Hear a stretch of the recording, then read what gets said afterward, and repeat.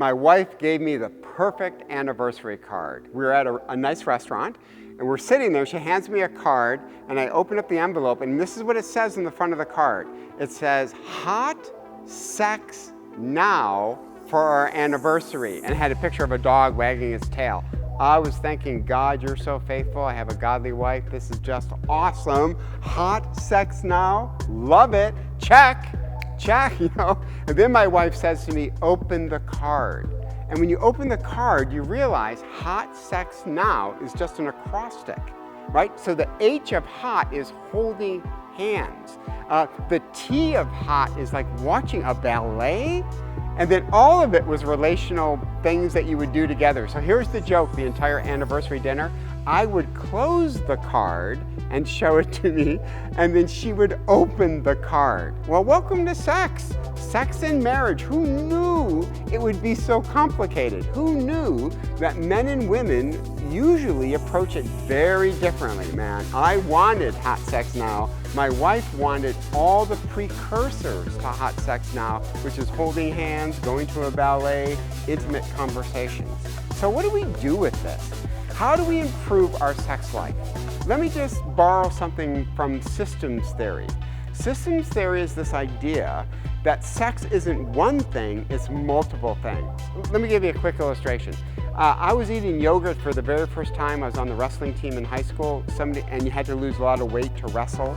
And somebody said, you need to eat yogurt. So I got blueberry yogurt, I popped off the top, had never eaten yogurt before, and just started to eat it. It was horrible. It didn't taste like blueberries at all. And then a girl leaned over and said, hey, you gotta stir it up.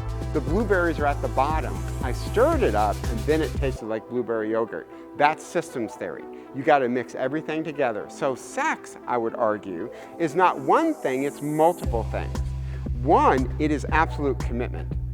You have to commit yourself to another person. You have to say, I'm not just interested in sex, I'm interested in a life together.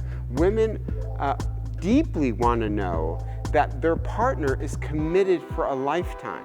Second, it is absolutely passion. Passion is part of it. And some of us get stuck in a rut, right? So we have to spice up the passion. And that means dating each other again. If there's one complaint my wife has, where were all the dates we did when we were single? Now we're married, we don't romance each other anymore. And I need to do a much better job than that. Then there's spiritual oneness. We are spiritual beings made by God, so it's not just physical. That's the great lie of Hollywood. Hollywood tells us sex is just physical, it's just passion. So no, it's not. It's commitment. It's acknowledging each other's perspective. It's resolving conflict. If we do all of those things, put all of those focuses together, I think it's going to take care of what happens in a bedroom. You know, a good sex talk really should begin with conflict resolution. If we resolve our conflict, then I think that's going to take care of a lot of things that happen in the bedroom. So let me close with this. I've been speaking at marriage conferences for almost 30 years and get asked a lot of questions about this particular topic. Let me just share two questions, one asked by men, one asked by women, after sex. Women will ask this question: are you interested in me, or are you just interested in having sex? Right? Am I just a way for you to release your sexual frustration, or do you want to make love to me?